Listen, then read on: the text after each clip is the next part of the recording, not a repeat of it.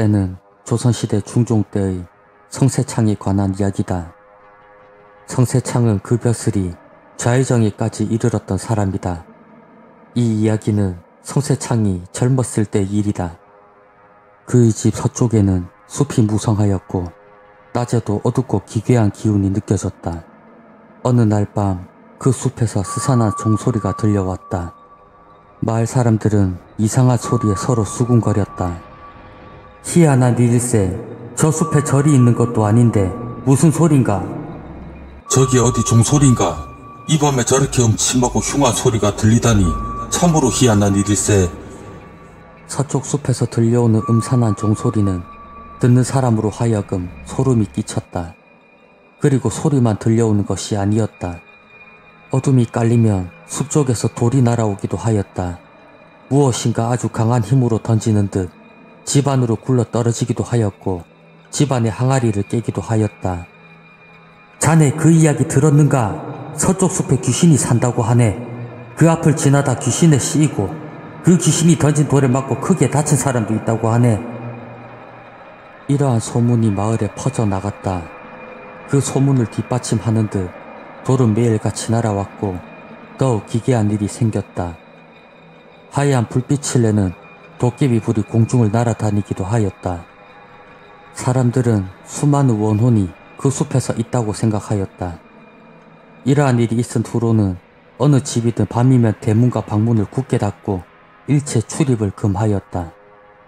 사람들은 겁에 질려 귀를 기울였고 어서 날이 밝기만을 기다렸다. 음산하고 요기가 도는 종소리가 은은히 들려오거나 어디로 날아가는지 돌팔매 소리가 나기도 하였다. 혹 담대하여 뜰에 나왔던 사람은 날아다니는 도깨비불을 보았다고 하였다.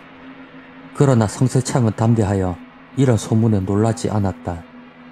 무엇이 두렵단 말인가? 겁을 집어먹고 있으니 더욱 기괴한 일이 일어나는 것이다. 바르고 강한 기운 앞에는 그런 유사스러운 것도 감히 접하지 못하는 법이다.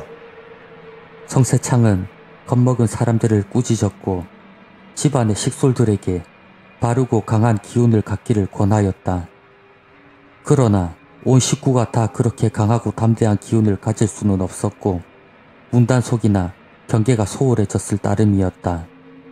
이런 중에 성세창의 집에 더욱 기괴한 일이 생기고야 말았다. 보름달이기는 하였으나 검은 구름장에 가려 어두워진 밤이었다. 야밤에 뒷간을 가려던 성세창 집안의 여종은 질겁을 하였다. 아무것도 보이는 것은 없었으나 여종의 앞을 가로막는 것에 걸음이 멈춰졌고 어깨가 짓눌리는 듯 하였다. 그 순간 온몸에 소름이 끼친 여종은 급히 방으로 뛰어가려 하였으나 그것도 불가능하였다. 여종은 보이지 않는 힘으로 인해 마당에 쓰러졌다. 여종은 고함을 질렀고 집안 식구들은 잠이 깨어 방문을 열었다. 여종은 무엇에 짓눌리는 듯 일어날 수 없었고 팔다리를 움직일 수도 없었다. 더구나 치맛자락은 제멋대로 걷어 올라갔다. 누구신지는 모르겠으나 살려주십시오. 여종은 고함을 쳤으나 다음에는 무엇이 입을 틀어막았는지 고함을 칠 수도 없었다. 식구들은 방문을 조금 열고 고개를 내밀기는 하였으나 겁이 나서 쉽게 뛰어나오지 못했다. 잠시 후 구름이 걷히고 달빛이 비치자 기괴한 모습이 보였다. 여종이 마당 한가운데 쓰러져 있었다. 그녀의 아랫도리는 벗겨져 있었고 허우적거리고 있었다. 집안 식구들이 어처구니 없어 혀를 차기는 하였으나 뛰어나가는 사람은 없었다. 얼마 후에야 하나 둘 식구들이 마당으로 나왔고 여종은 지쳐서 식은땀만 흘리고 있었다. 이게 어찌된 일이냐? 여종은 겁에 질리고 지친 듯 대답을 하지 못했다. 이거사 말을 해야 할 것 아니냐? 아무리 물어도 여종은 대답을 하지 못하였다. 사랑채에서 자던 성세창은 늦게서야 이 소식을 듣고 그 여종을 불렀다. 누가 너에게 그런 짓을 하였더냐? 아무도 없었습니다. 허허, 그럼 어찌 땅에 쓰러진 것이냐? 무엇인가 강한 힘이 저를 쓰러뜨렸습니다. 그러고는 어쨌단 말이냐? 그게 저도 잘 모르겠사옵니다. 여종은 고개를 푹 수그리고 더 대답을 하지 못하였다. 여종은 귀신에게 겁탈을 당하고 말았던 것이다. 허허, 이런 궤변이 있나? 성세창은 혀를 끌끌 차고 안타까워하였다. 이 소식은 삽시간에 동리에 퍼져 나갔다. 또 날이 갈수록 여종의 배는 불러갔다. 귀신에게 겁탈을 당하여 임신을 하였다는 것이다. 이런 일은 비단 성세창의 집에서만 일어난 것이 아니라 같은 동리의 몇몇 군데에서 연달아 일어났다. 그 일대는 인심이 흉흉해지고 술렁거렸다. 무당을 불러다가 구술하며 귀신을 쫓을 수 있을 것이네. 아닐세. 중을 불러다 경을 읽어야만 될 것이네.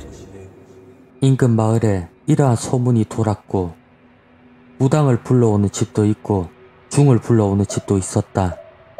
부적을 만들어 집 여기저기에 붙이기도 하였고 심지어는 술사니 도사니 하는 사람들을 불러오기도 하였다.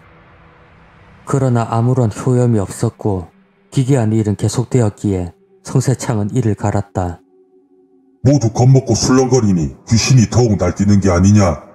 더구나 요정이 겁탈당한 것이 우리 집 처음이었다니 이런 망측한 일이 있는가? 성세창은 수치를 씻는 방법은 귀신을 쫓는 길밖에 없다고 생각되었다. 하루는 성세창이 목욕 재개 후 이관을 정갈히 한 채 집 밖에 돗자리를 깔고 서쪽 숲이 있는 곳을 향하여 큰 칼을 옆에 두고 앉아 있었다. 어느 정도 시간이 지났을까 물기를 머금은 차가운 바람과 함께 스산한 종소리가 들리기 시작하였다. 그 소리는 성세창을 향하여 다가왔다. 내 이놈! 썩 나와서 모습을 보이거라! 담대한 성세창의 모습에 종소리는 더 이상 가까이 오지 못하였다. 밤이 깊어지자 성세창은 더욱 정신을 바짝 차리고 눈을 부릅떴다. 눈도 깜빡거리지 않고 귀신과 대결하려는 각오를 단단히 하고 있었다. 이렇게 몇 시간이 지났으나 귀신은 나타나지 않았다. 점점 희미하게 들려오던 종소리도 들리지 않았고 돌이나 불덩이가 날아오지도 않았다. 성세창은 긴장이 풀리고 귀신을 쫓았다는 생각이 들었다. 바르고 강한 기운 앞에는 은긴 귀신을 접하지 못하느니라. 성세창은 일어나서 집으로 들어가려고 돌아섰다. 그 순간 온몸에 소름이 끼치더니 큼직한 돌이 발꿈치 뒤에 떨어졌다. 그날 이후 점차 귀신의 장난은 없어졌다고 한다. 사람들은 말하기를 성세창이 귀신을 쫓은 것이라고 하였다.